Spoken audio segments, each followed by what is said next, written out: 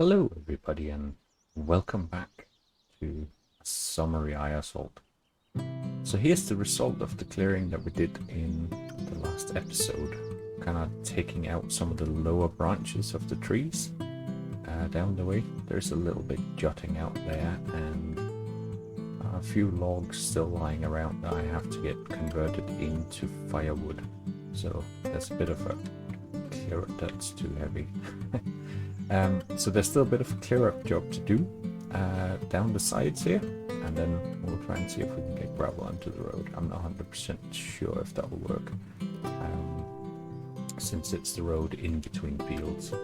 But although there is this stuff to clear up, finally got some sun, things are dry, and last time we tried to cut some alfalfa with the idea of getting some in to ferment for silage, but when the rain started, kind of had to knock that on the head.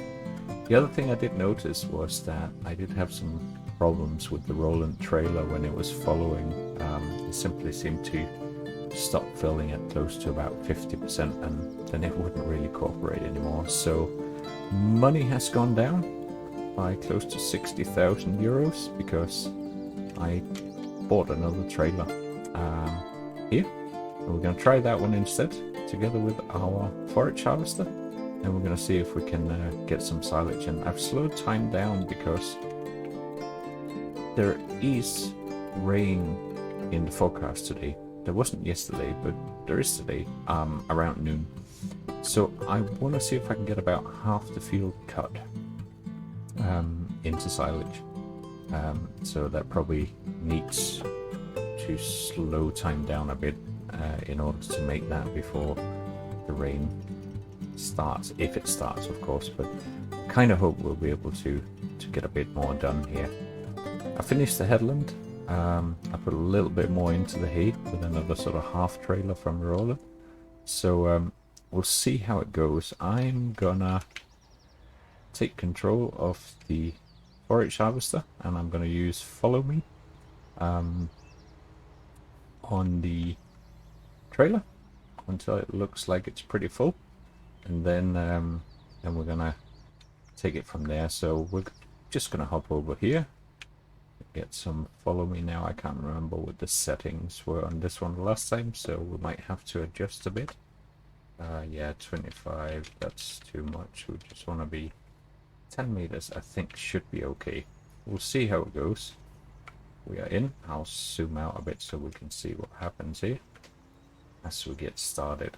I hope this works a little bit better. Let's see, maybe this is okay. I'm going a little bit slow at the beginning. I just want to make sure that combination of follow me and harvesting works okay, then we can pick up the pace a little bit, hopefully.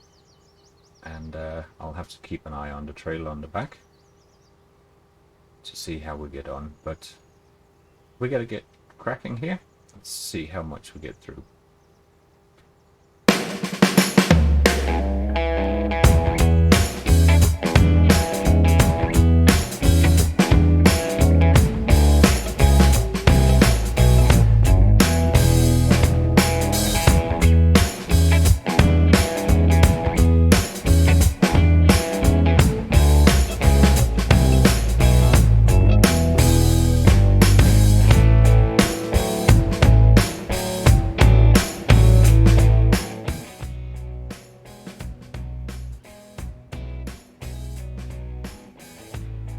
This does seem to be going better.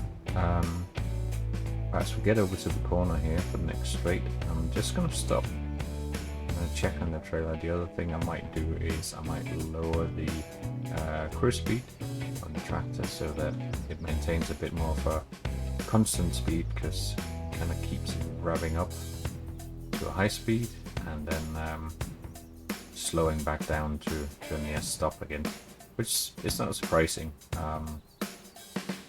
Follow me will kind of do that. it'll go to the maximum speed and catch up and maintain the distance, and then it kind of stops.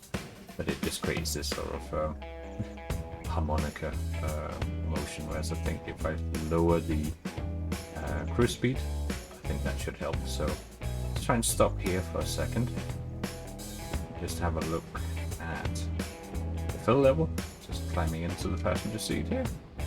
Okay, so we're already up at 68%. What I'm gonna do is I'm gonna lower the cruise speed down to 13. I generally go about 12, so I think that should be okay. That should maybe help the jittering a bit, as long as it keeps up okay now. Now I might have to wait a bit, but let's see. There we go.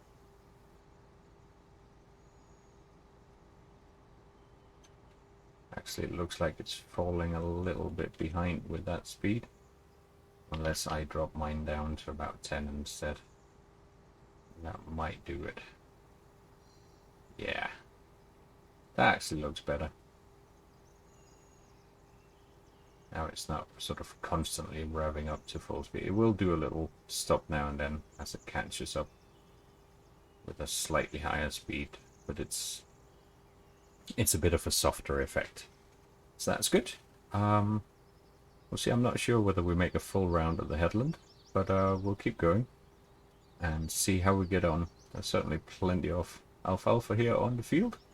I don't think we're going to get it all cut today. I have mentioned that I was thinking about maybe cutting some of it to hay and bale it for selling instead. I think that might be worth it, but want to get 5-6 loads at least into the pit to begin with. That'll give us a couple of 100,000 liters of extra alfalfa silage, which is good for feeding the cattle. But it looks like we're getting closer and closer to full here, so it won't be too long now. I think that might be us full now, or very, very close to. Yeah, that is us full. So, as I mentioned before, this thing has a tendency to eat a lot of fuel. So I'm just going to switch the engine off while we are taking this back to the farm. And then get our first load put into the silage plant. We'll be back for some more.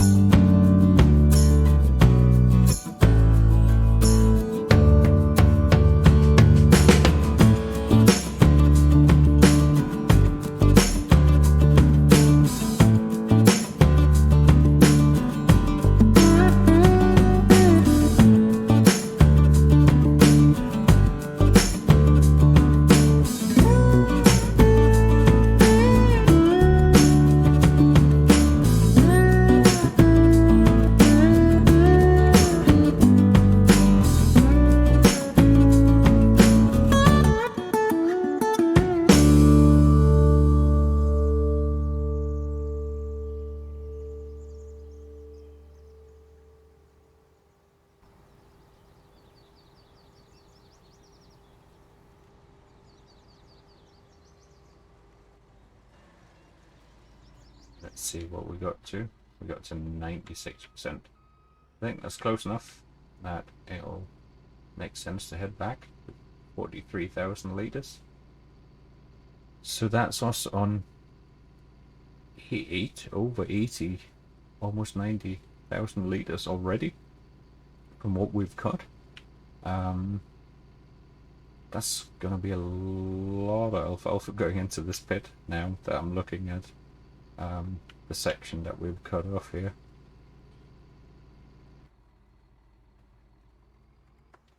And hopefully we can still manage to squeeze over when we do some unloading here.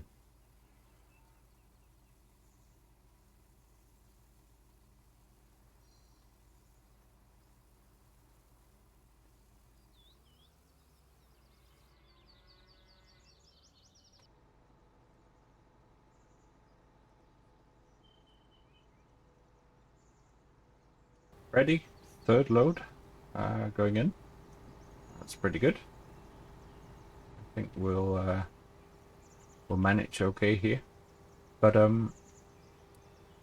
I'll cut here, and then we'll look back once we got a few more loads under our belt, and it's time to start flattening the bunker a bit and leveling it off and so forth. So I'll carry on cutting here, and I'll see you in just a little while. But it's starting to get a little bit slippery and everything for the class 940 here to make its way in, so we're just gonna try and see if we can level it off a little bit with our silage rake here, and then we're going to get back out into the field and carry on filling this pit. But as you can see, it's kind of getting a little bit lumpy, so what I'm going to try and do is kind of skim off the top here, smooth it out where I can, fill in some of the holes over here, for example, and of course while we're doing this we're also starting to compact and level it down anyway. Invariably towards the end there will be a bit of spillage over the edges. Don't mind that too much. We can pick that up later on and push it back up into the clamp. But this is really just to be able to continue having tractors run up and down the pit and be able to unload. Obviously this is an open-ended pit, so we're not kind of pushing up against the wall like we did up in the main farm in Eiersholt before. This is a bit different, but it seems to be working okay as long as I don't end up with way too much spillage outside of the pit itself. But I know I said we were going to get a couple of 100,000 litres before. I think we're going to get quite a lot more than that as we crack on with cutting sort of the northern, a little bit over half, I think, probably more like 60% of the field for silage. The other bit to make some hay is probably going to be later into mid or late summer, depending on how ready harvest is as well. And I also need to sell some milk, so we've got enough money to buy the machinery needed for that. I guess I could rent it, but if it turns out to be a good earner, it's no harm having the equipment. It's sitting on the farm. So here we are. As you can see, it's looking a good sight tidier now, and I am gonna get back. We still have a good chunk of field to do here, so it'll take a while. I think that helps me enough now. And, I will get back to it, and I'll see you once we're a bit closer towards the end of the field. So I think this is our last full load coming back now. There's a little scrap left on the field in the corner to clear away, but I thought I would jump back into recording here at last full load. As you can see, it doesn't look like an awful lot when it's all compacted down in here. But if I just turn our help screen on, we can see that we are now at 352,000, and we're going to add another 44,000 liters. So we're going to be close to 400,000 liters of alfalfa silage. That is pretty decent, considering it's kind of early part of the summer. We've got a large amount of grass silage, similar kind of amount sitting over in the other clamp. So I'm starting to wonder, because our cow stable is actually full. We've reached capacity, so I'm not quite sure. I think we're basically just wasting any breeding that's going on right now. So I am starting to contemplate whether we should actually expand with a second cow stable. It would consume most of the grass area that we have out on the field by the farm, and it would probably require a loan. Alternatively, that I'd need to sell off all the grain that's kind of been held back for now.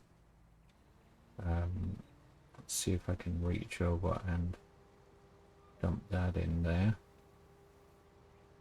Yeah, and then apologies for the GPS stripes here, but just get it lined up, lower down and driven in, and then I'll get our follower back on here. Now the last little bit here should definitely fit into the trailer without any problems at all. But then of course there is a good chunk of the field still. So there are some choices to make, because if we're going to be investing in a large cow stable, then buying mowing equipment and liners and tethers and stuff like that might be a bit tricky. It's a lot of investment going on here then, but I'll have a think about it. We have to sell some milk. That usually brings in a pretty good dose of money, although obviously not enough to buy all of that. But it'll kind of bring our bank balance up after we invested in the trailer here. But this trailer has proven to be much better for running this cutting than, I don't know what it is with those Roland trailers. But there's definitely something about finding the sort of unload point. I had some issues with it when I ran the forage harvester on cosplay, and I followed with the Roland trailer. It struggled to find it, and now I've kind of tried to do it the other way around, and it still gave some problems. It's not a loss. I'll just use those trailers for grain cart and sugar beets and stuff like that, so it's not a massive issue from that perspective. But it would have been nice to have been able to cover all the jobs with the same trailers, obviously. Here we go, last strip. Then we can get the alfalfa compacted down, and then we can see on the top right there that weather is coming in. So it is no bad thing that we are done with this part of the field. I don't think we would have made it through the full field anyway, so before the rain came in, but this is okay. Right, for now I'll just leave the harvester there. We'll hop into the trailer here, and the last, well, just shy of 10,000 liters gonna go in. We'll get it compacted and wrapped down, Then I need to sell the milk. I need to tidy up the road there as well. You know, get all the sort of branches and things moved away. We'll cut it into firewood. I need a couple of extra pallets, so we'll see how we are for time. We have spent quite a bit of today's episode here on getting the alfalfa in, but it's a big job as well. So, and then make sure that the ends are tipped back in again as well, so that we don't waste anything. So the final number is 405,968 liters. It's already 98% compacted. So it's more of a tidy up job for the wheel loader by now than it is to do anything else. But park the Action 940 on the trailer here for now. It's gonna need a bit of a wash. Then I'm gonna have to figure out where I'm gonna store this now. Yeah, keep getting more stuff. But pop out of the view here because I need to scoop up the bit here at the front and get that further up into the clamp so that it doesn't get left out when we compact it down. I think that there should be enough.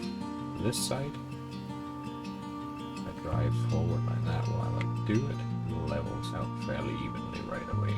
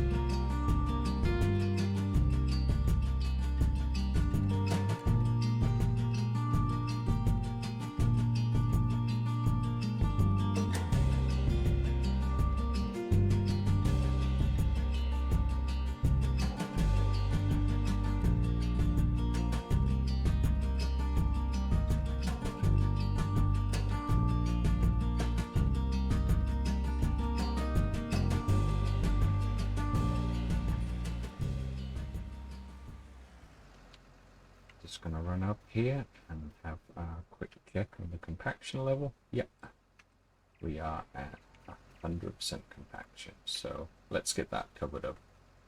So if I now look at the help screen, that is fermenting alfalfa silage, just like we want to.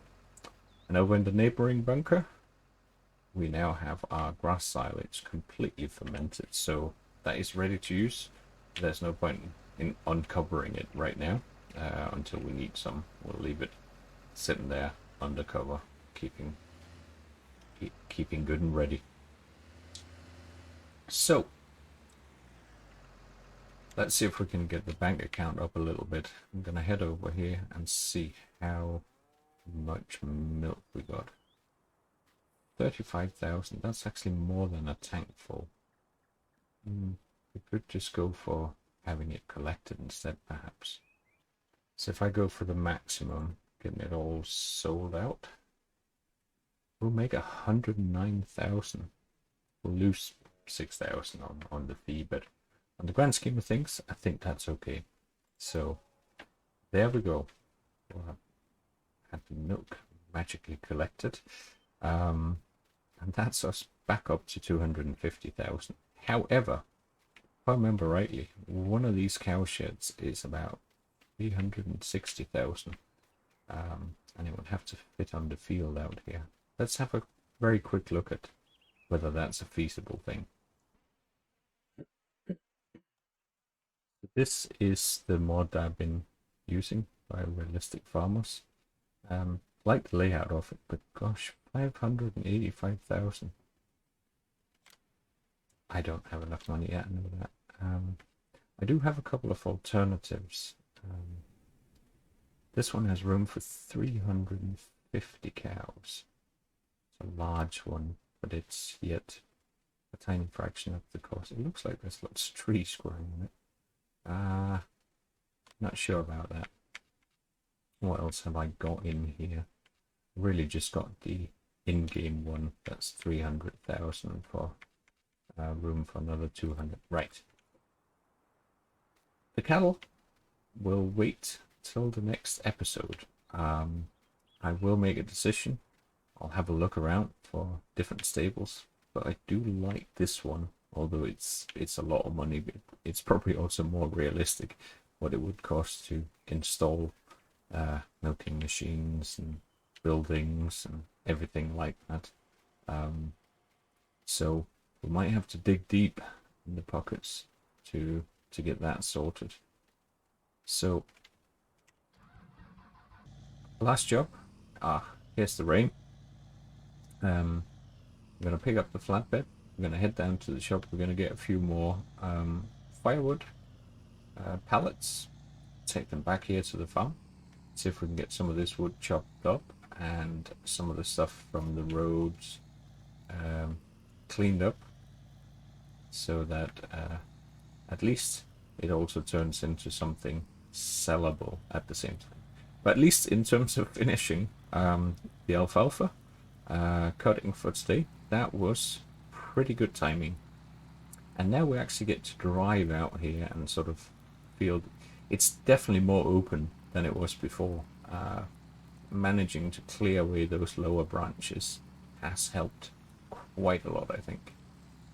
Even though some of them are still lying on the ground here. But yeah. So, I'll see you up at the shop as we collect some firewood pallets.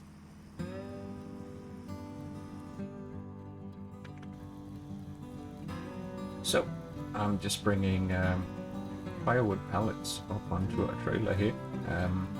At least these pallets you can lift by hand, so you don't need to bring up a front loader or anything like that while they're empty. Obviously, once they are full of firewood, you do need a telehandler or front loader or something like that to move them around. I ordered in 6. Probably don't need quite as many as that, realistically speaking, but they're handy enough to have around, and they are kind of consumed when you sell the wood, so you do need to rebuy them. But each one of these only costs 50 euros, so that's not too bad. So I'll get these on and bring them down to the yard on the farm.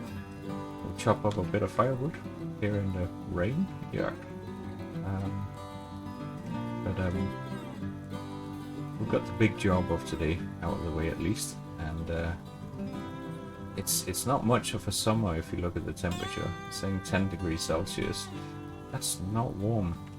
Ground temperatures are still only 9 degrees. So we've got one more day of early summer, because if that ground temperature doesn't come up to the 10 degrees, then we're going to have some problems with the maize or the corn that we planted. I hope we will get that coming through, but here we go. Put some straps on, and then I'll see you down on the farm.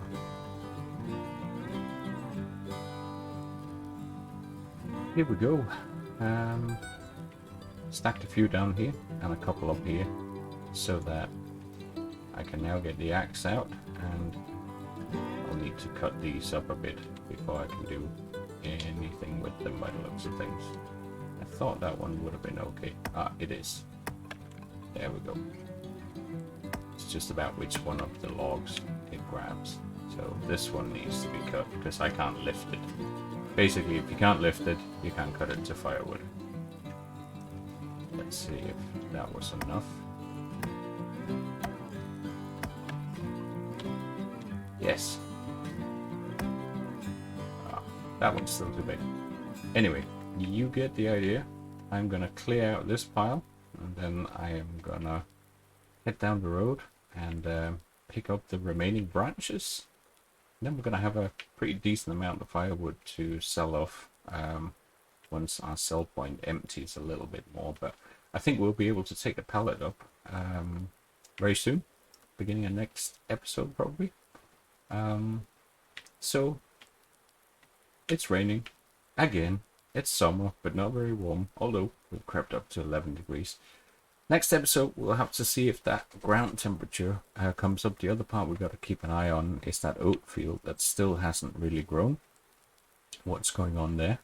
I don't think there's much we can do about it if it doesn't grow. I'm going to have a look at cow stables.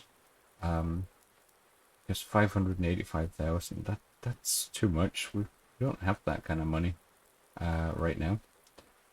If that oat field doesn't come through, I'll probably lease another field because that's a big area to have lost harvest on. So I might have to lease in a field to try and help offset that and bring in some grain. But I think we're going to leave it here for this episode. We got our new trailer tried out. That seems to work a lot better for forage cutting. If the weather starts behaving, we'll try and make some alfalfa hay down on the southern part of that field, but sort of just under half of the field that's left. But yeah, from a slightly damp Eiersholt, that's it for this episode. I hope you enjoyed watching, and see you again soon.